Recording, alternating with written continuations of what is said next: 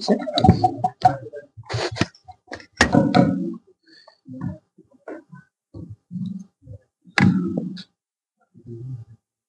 শ্ৰদ্ধেয় সাংবাদিক বন্ধুসকল,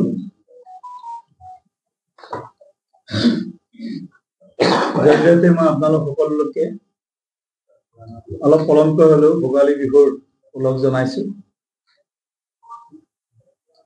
আজিৰ সংবাদমেলখনৰ মূল উদ্দেশ্য হৈছে যোৱাকালি সংসদত দাখিল কৰা 2025-26 আমাৰ যি কেন্দ্ৰীয় বাজেট, এই বাজেট সন্দৰ্ভত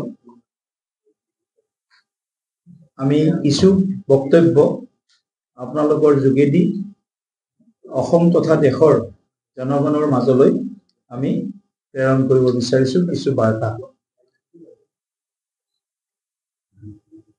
আপোনালোকে সকলোৱে জানে 2014 চনত দেশৰ ভৱিষ্যদৰ্শী বলিষ্ঠ প্ৰধানমন্ত্ৰী নৰেন্দ্ৰ মোদী ডাঙৰীয়াই দায়িত্ব লোৱাৰ পিছত এইখন 11 সংখ্যক বাজেট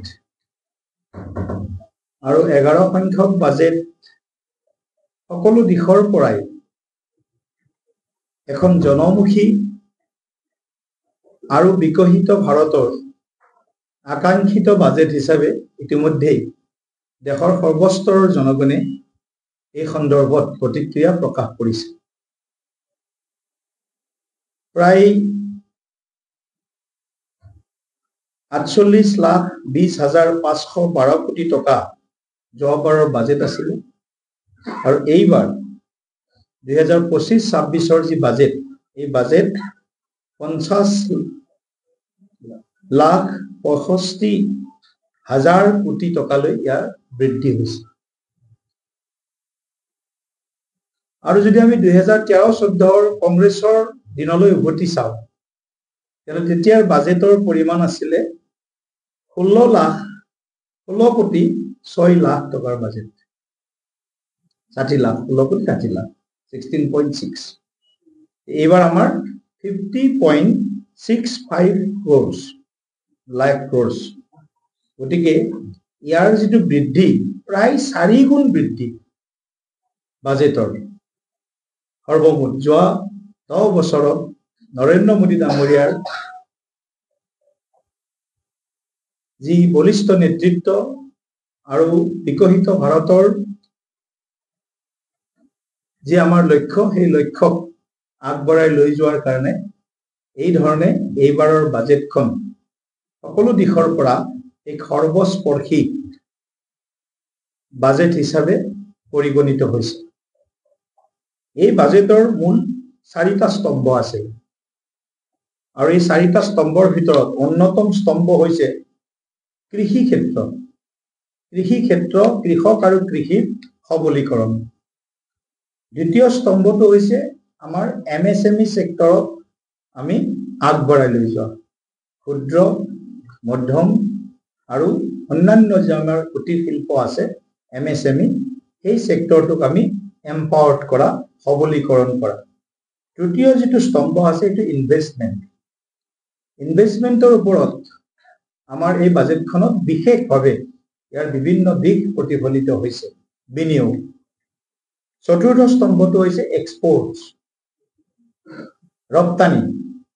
আমি সকলোৱে জানো ভাৰতবৰ্ষ পৰিচয় বিশ্বৰ অৰ্থনীতিত এখন ইম্পৰ্টিং নেশ্যন হিচাপে আছে, আমদানিকৃত ৰাষ্ট্ৰ হিচাপে ভাৰতবৰ্ষৰ পৰিচয় আছে। খাদ্য সামগ্ৰীৰ পৰা বিজ্ঞান প্ৰযুক্তিবিদ্যাৰ ক্ষেত্ৰলৈ বা স্পেচ টেকনলজিলৈকে সকলো ক্ষেত্ৰত ভাৰতবৰ্ষই বিদেশৰ ওপৰত নিৰ্ভৰশীল হৈ থাকিব লগা আছিল। কিন্তু বিগত 4 বছৰত আৰু 10 বছৰত বা 11 বছৰত যি কয়, গতিকে এই সময়খিনিত ভাৰতবৰ্ষই সকলো ক্ষেত্ৰত আত্মনিৰ্ভৰ হোৱাৰ বাবে সৰ্বতো প্ৰকাৰৰ প্ৰচেষ্টা চলাইছিল আৰু তাত ভাৰতবৰ্ষই সফলতাও অৰ্জন কৰিছে।